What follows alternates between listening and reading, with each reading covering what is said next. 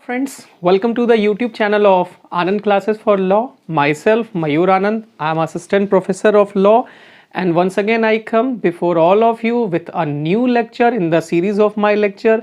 And my today's lecture is based on steps of crime from Indian Penal Code. Friends, step of crimes are divided into four types, four steps, and basically the third step, which will as known as the attempt, will create a very big problem for the students, and on the point of attempt most of the students has not clear. Therefore I select this topic for the lecture. दोस्तों, मैं मयूर आनंद, assistant professor of law, आज पुनः आपके सामने अपने lectures की series में एक नया लेक्चर लेके उपस्थित हुआ हूं, जिसमें आज मेरा लेक्चर जो होगा वो अपराध के चरण पे होगा।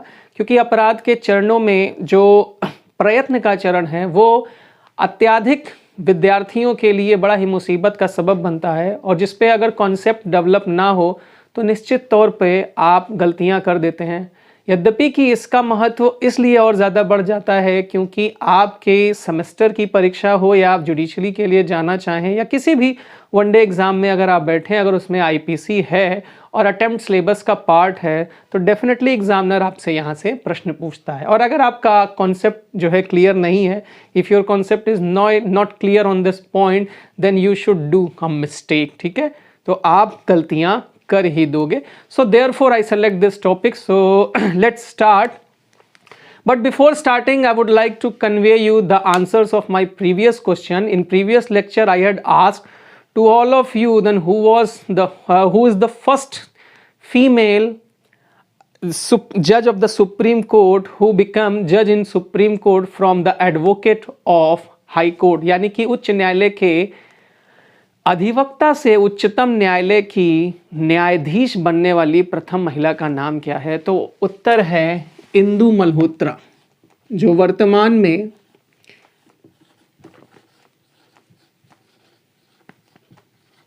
हमारे उच्चतम न्यायालय की न्यायाधीश भी हैं। Second question I had asked, the procedure to appoint जज in Supreme Court we derived from which country, or means the source of the procedure for the appointment is we derived from where. So कि हमने जो है उच्चतम न्यायालय में न्यायाधीशों की नियुक्ति का जो प्रावधान है वो कहाँ से लिया है? तो इसका आंसर है government of India act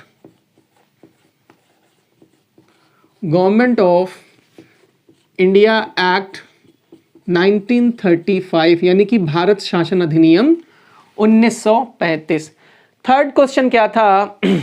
the maximum provisions of Indian constitution derived from where? So the answer is the same, answer is government of India act. And if the government of India act is not mention into the options, then you should reply or should answered Britain, कि अधिकतम प्रावधान हमने Britain के संविधान से लिए हैं, लेकिन अगर गवर्नमेंट ऑफ इंडिया एक्ट है तो गवर्नमेंट ऑफ इंडिया एक्ट ही करते हैं। ठीक है, अगर आपने मेरी प्रीवियस लेक्चर को जो नहीं देखा है, जिस लेक्चर में मैंने ये प्रश्न पूछा था, तो डिस्क्रिप्शन बॉक्स में आपको उसकी लिंक मिल जाएगी और आप उस लिंक से उस लेक्चर को देख सकते हैं, जिसमें मैंने बताया है the procedure of the appointment of the जजेस into Supreme Court and the dispute on the seniority, and as well as I also upload a lecture on the point of a qualification, tenure, removal and resignation। ठीक है, तो आप चाहे तो आप उन videos को भी देख सकते हैं जहां से आपका कॉन्सेप्ट जो है बहुत ही ज़्यादा क्लियर होगा। तो सारी वीडियोस के जो हैं, सारी लेक्चर्स की वीडियोस जो हैं आपको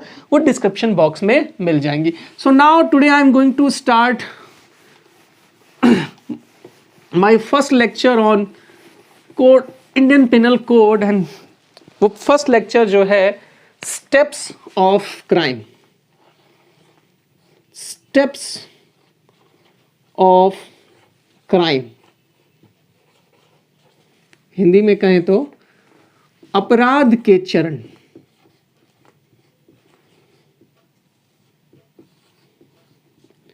अपराध के चरण।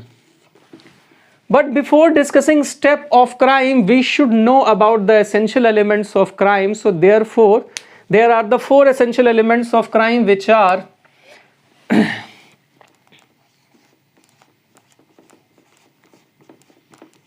essential elements of crime, यानी अपराध के आवश्यक तत्व।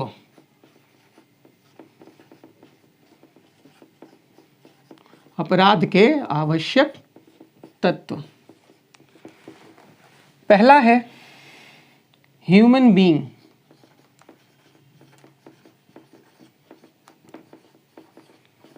मानव प्राणी।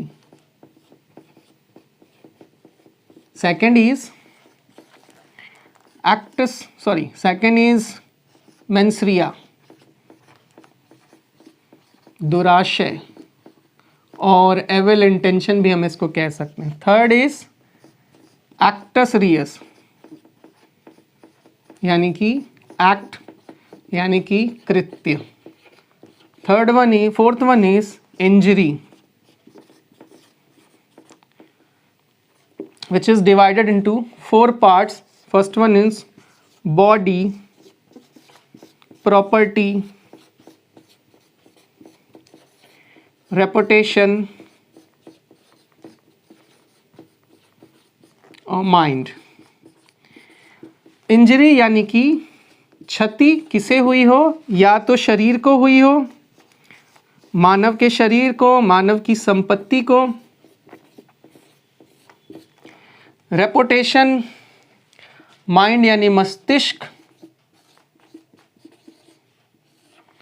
रेपुटेशन यानी कि इज्जत। इज्जत सही टर्म नहीं है, लेकिन हिंदी मुझे याद नहीं आ रही। Reputation. So these are the 4 essential elements of crime. And what are the steps of crime? अपराध के चरण क्या हैं? तो पहला है डेवलपिंग कंटेम्पलेशन। डेवलपिंग कंटेम्पलेशन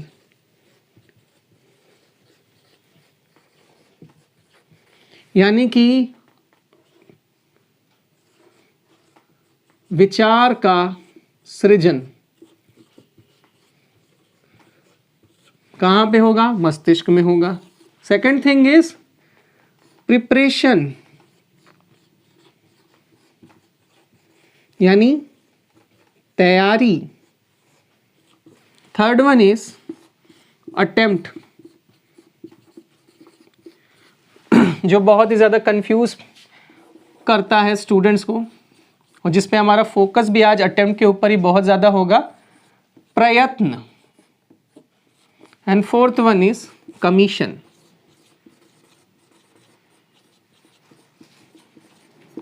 यानी अपराध का पूर्ण होना।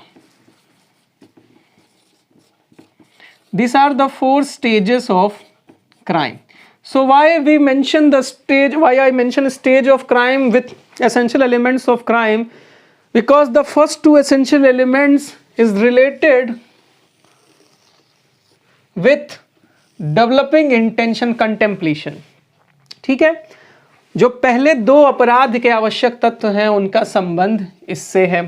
ठीक है, इसके साथ साथ एक्टस रियस का जो संबंध है और इंजरी का जो संबंध है वो है आपका प्रिपरेशन और अटेम्प्ट के साथ और कमीशन के साथ। ठीक है, प्रिपरेशन, अटेम्प्ट और कमीशन के साथ इन दोनों का संबंध है। आप एक डायग्राम बना करके इसको नोट कर लीजिएगा। आप प्लेबैक स्पीड को कम करके वीडियो को देख सकते हैं, क्योंकि वीडियो कुछ ज़्यादा छोटी हो इसलिए मैं कोशिश कर रहा हूं कि वीडियोस को छोटा किया जा सके, लेकिन कॉन्सेप्ट अगर क्लियर करना है तो वीडियोस बहुत ज़्यादा छोटी करके हम कॉन्सेप्ट नहीं क्लियर कर सकते। हम जो है जनता को बेवकूफ़ ज़रूर बना सकते हैं, तो इसलिए वीडियो थोड़ी सी बड़ी है और इसमें एक एक चीज़ मैं आपको क्लियर कर रहा हूँ।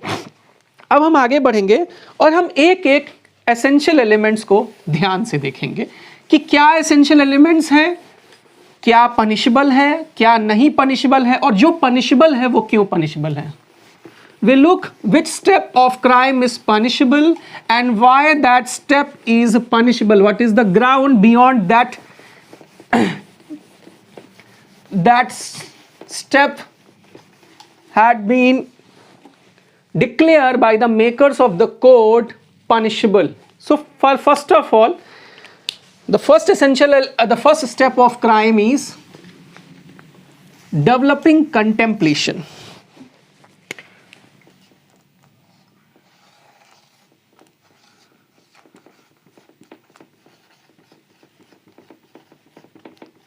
यानी कि विचार उत्पन्न करना। तो भाई अब विचार है तो विचार अच्छा भी हो सकता है, विचार बुरा भी हो सकता है।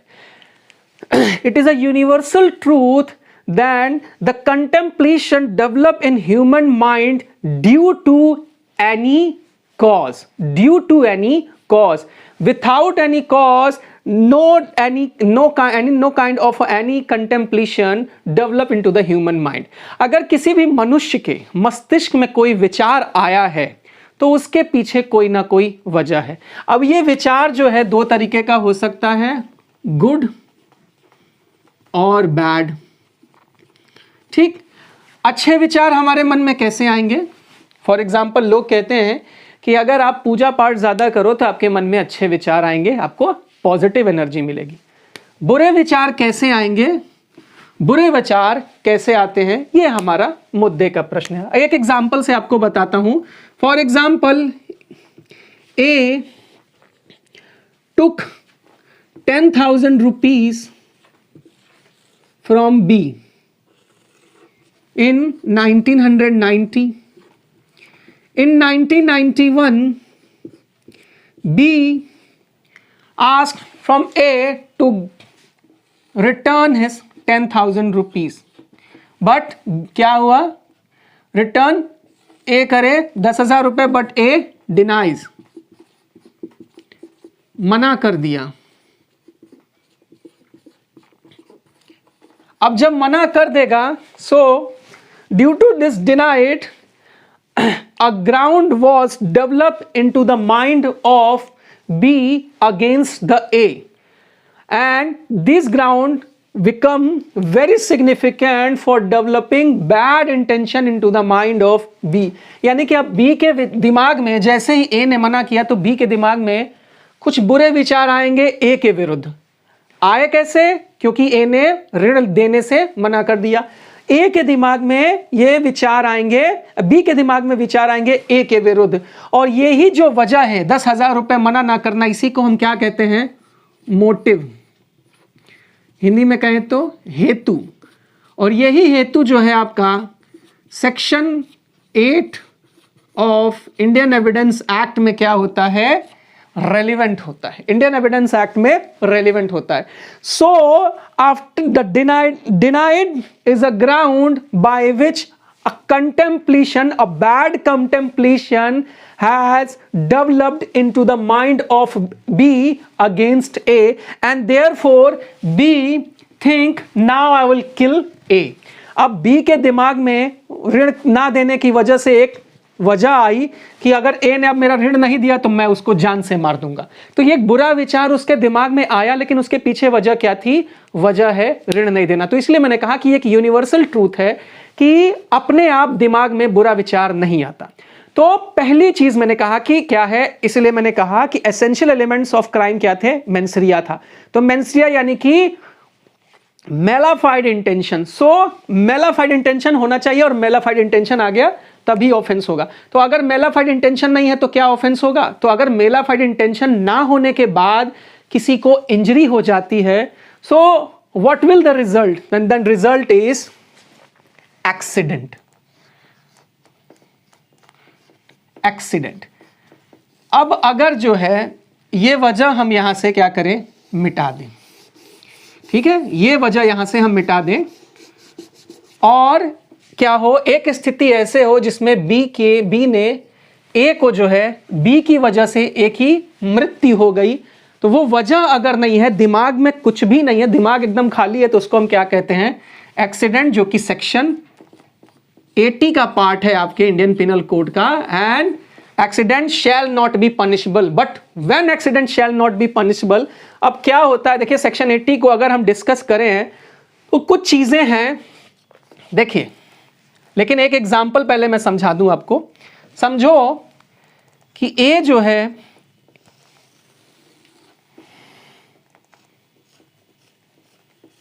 एक नेशनल हाईवे पे अपनी कार से जा रहा है, ठीक है, और बी जो है, बी को तो ये जानता नहीं, तो बी यहां से झाड़ियों के पीछे अपना कुछ काम कर रहा है।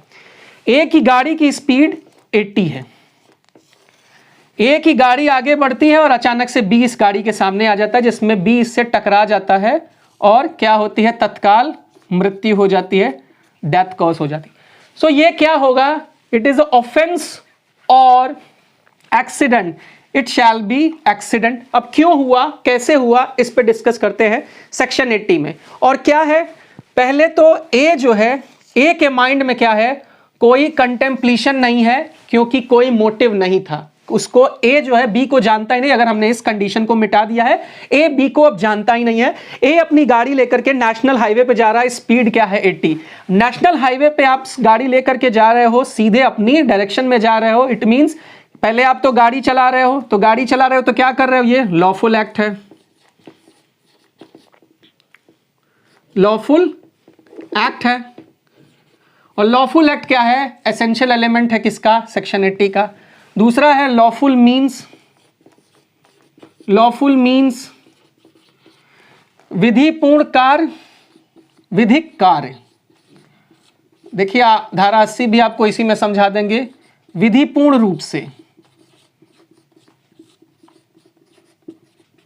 विधिपूर्ण कार्य हो रहा है भाई, ए ने गाड़ी खरीदी है, टैक्स पे किया है, हाईवे पे चला रहा है, विधिपूर्ण कार्य है, विधिपूर्ण रूप से चला रहा है। ए अपने साइड में गाड़ी चला रहा है, जिगजैग करके नहीं चला रहा, जैसे कभी कभी लड़के आपको जो है सड़क की स्ट्रीट पे यूं गाइड चलाते हुए दिख जाते होंगे, तो स्टंटमैन नहीं है कोई, आराम से अपनी गाड़ी को चला रहा है, गाड़ी की स्पीड भी 80 है और गाड़ी नेशनल हाईवे पे चल रही है। ध्यान से समझिएगा, प्रॉब्लम भी शॉर्ट आउट होगी, कंटेम्पलेशन भी समझ में आएगा, एक्सीडेंट भी मैं समझा दूंगा इसी में आपको।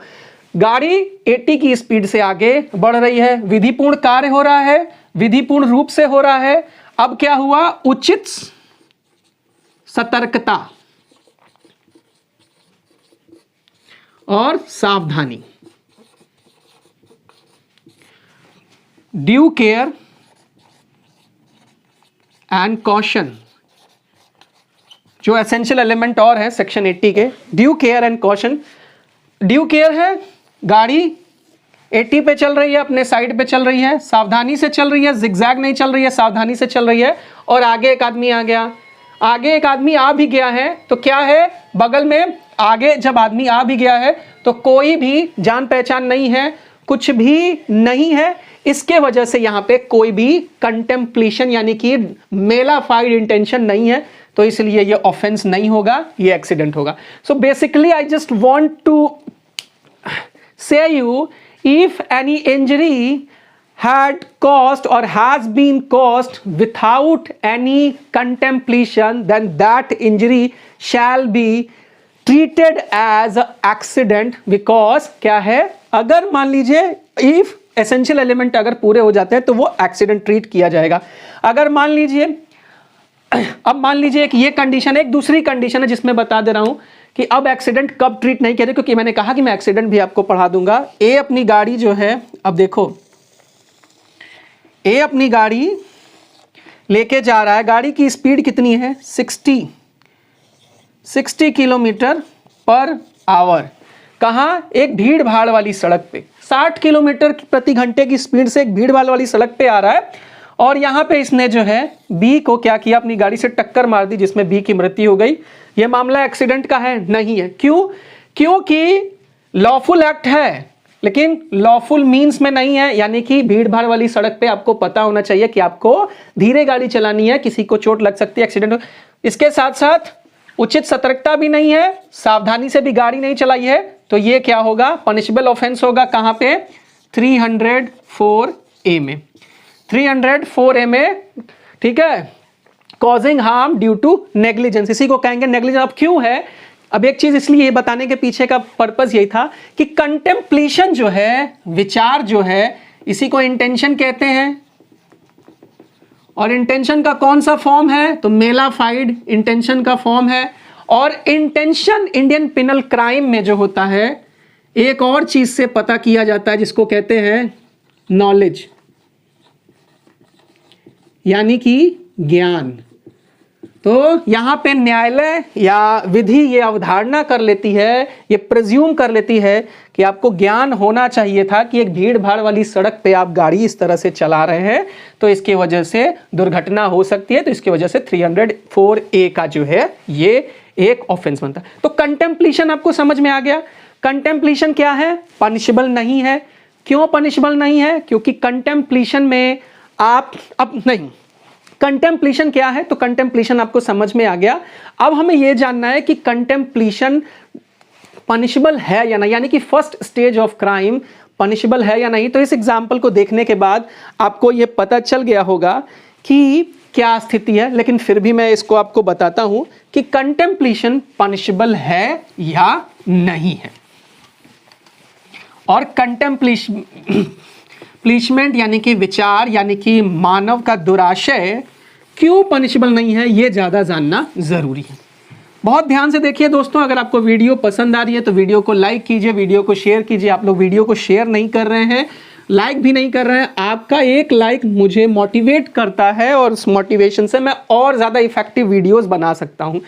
देखिए क्या है, कंटेम्पलेशन इज जनरली, पहली चीज़ है, पहले तो ये not punishable.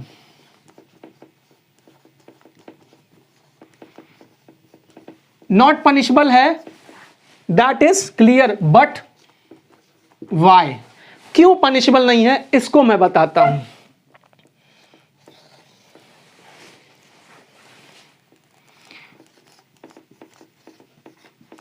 Mensaria of human being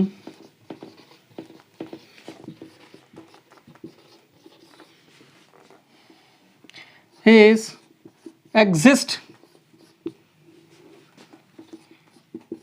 into his mind,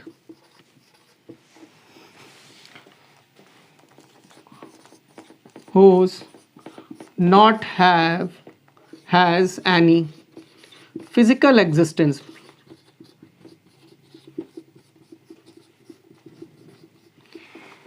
दुराशय मनुष्य के मस्तिष्क में विराजमान होता है,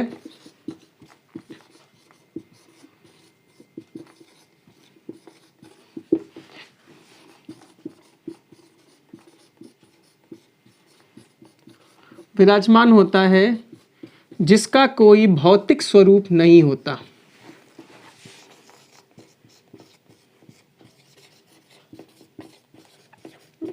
जिसका कोई भौतिक स्वरूप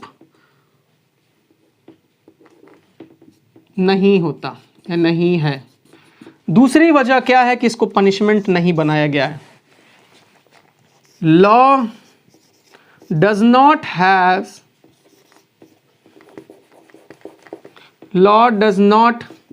have any mechanism by which the mensaria of human being will be determined.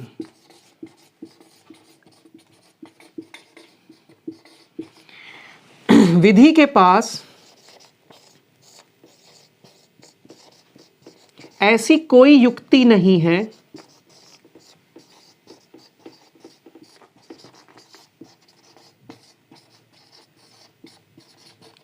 जिससे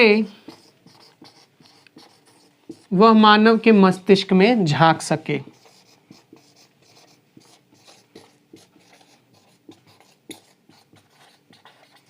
मानव के मस्तिष्क में झांक सके।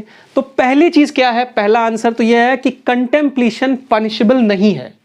क्यों पनिशेबल नहीं है? क्योंकि मेंसरिया का कोई भौतिक स्वरूप नहीं होता, और चूंकि भौतिक स्वरूप नहीं होता तो इसलिए विधि के पास ऐसी कोई युक्ति ही नहीं है जिससे वो मनुष्य के मस्तिष्क में झांक करके ये देख सके कि क्या यह अपराध करने वाला है अथवा नहीं करने वाला। और यही जो मैंने बताया कि law does not have any mechanism to determine the intention of a human being, यही आगे आपका आधार बनेगा प्रिपरेशन और अटेम्प्ट में कि उसको पनिशेबल क्यों बनाया जाता है।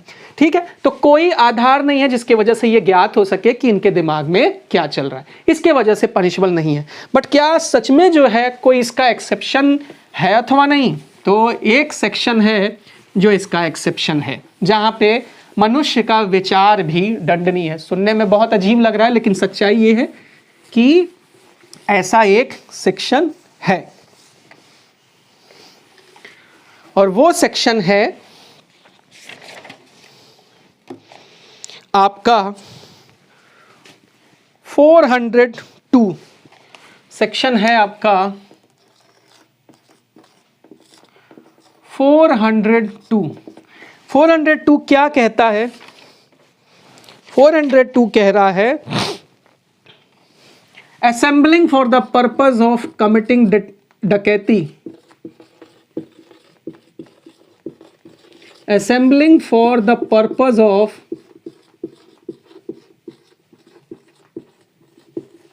committing डकैती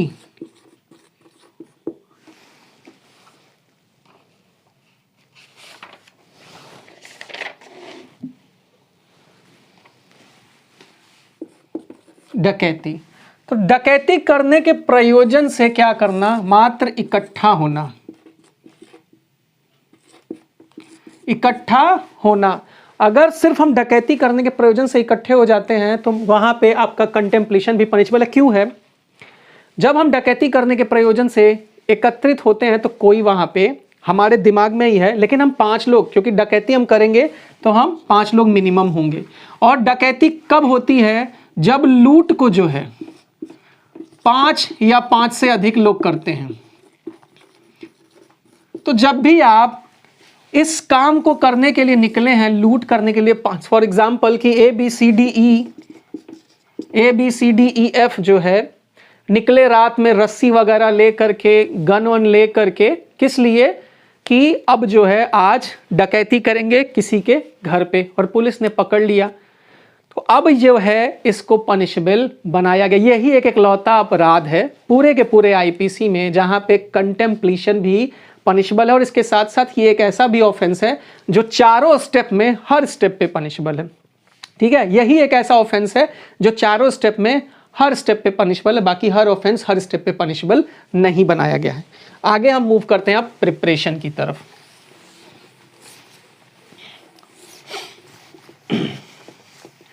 दोस्तों, अगर आपको वीडियो से कुछ भी नया सीखने को मिल रहा है तो वीडियो को ज़्यादा से ज़्यादा लाइक कीजिए, वीडियो को शेयर कीजिए, क्योंकि आपकी शेयरिंग जो है मेरी केयरिंग है। आपका शेयर मेरा केयर, अगर आप शेयर करोगे तो मेरी केयर होगी। ठीक है, सो नेक्स्ट इज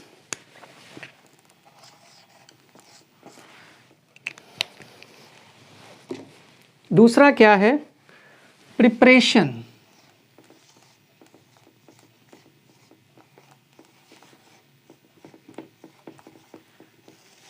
तैयारी। तैयारी के बारे में एक चीज समझ लीजिए, एक स्टेटमेंट लिख रहा हूं और इसी स्टेटमेंट को प्रूव करूंगा। जनरली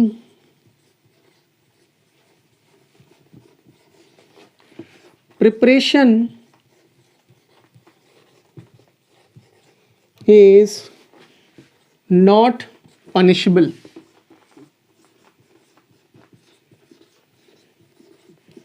but exceptionally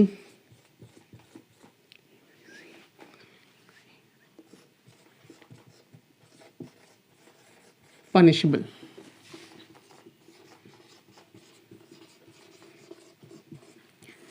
तैयारी सामान्यतः दंडनीय नहीं है,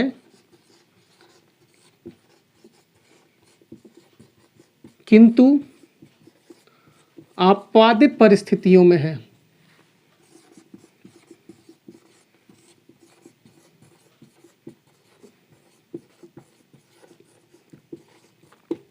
इस स्टेटमेंट को लिख लीजिए, याद कर लीजिए, और अब जो है मैं प्रूव करता हूं। क्या होता है प्रिपरेशन में? Basically under the preparation the accused tried to give the physical existence of his policy which was existed earlier into his mind. He start to purchase those things or collect those things by which he want to commit offense. For example, मैं इस चीज को एक बार हिंदी में बता देता हूं. तैयारी वह अवस्था है जिसमें अक्यूज्ड जो होता है विचार डेवलप करने के पश्चात उन साधनों को एकत्रित करता है जिसके माध्यम से वो क्या करना चाहता है, अपराध को कारित करना चाहता है. फॉर एग्जाम्पल, ए जो है बी को मारना चाहता है. ठीक है, A has intention to kill B. अब बी को मारना चाहता है तो बी को मारने के लिए क्या किया, इसने क्या किया, गन परचेस की, गन खरीदी. ठीक है, बी रोज शाम को 5 PM पे टेंपल जाता है. ठीक है, रोज शाम को 5 बजे मंदिर जाता है. बी के गार्ड से इसने पूछ लिया कि कितने बजे बी निकलता है. बी 5 बजे निकलता है. ठीक, ए ने गन परचेस कर ली. ठीक, और बी को मारने के लिए पहुंचता है. तो पहुंचने की बात को हम यहां पे ब्रेक कर देते हैं. अब ए ने जो गन परचेस की है ये क्यों की है? First of all, A develop a contemplation और mens rea in his mind to kill B and giving its contemplation to the physical existence he purchased a gun. यानी कि अपने उस आशय को मूर्त स्वरूप प्रदान करता है. ये कैसे? गन परचेस करके. गन परचेस करता है और गन परचेस अभी तक जो है ये प्रिपरेशन का ही मोड है. अपने गन परचेस कर ली है. ठीक है, ये क्या है? प्रिपरेशन का मोड है. ठीक, अब क्या है, मैंने क्या लिखा, generally preparation is not punishable. इसको पहले इस स्टेटमेंट को हम देखते हैं. तो जनरली प्रिपरेशन पनिशेबल नहीं है. तो अब यहां पे क्या हुआ,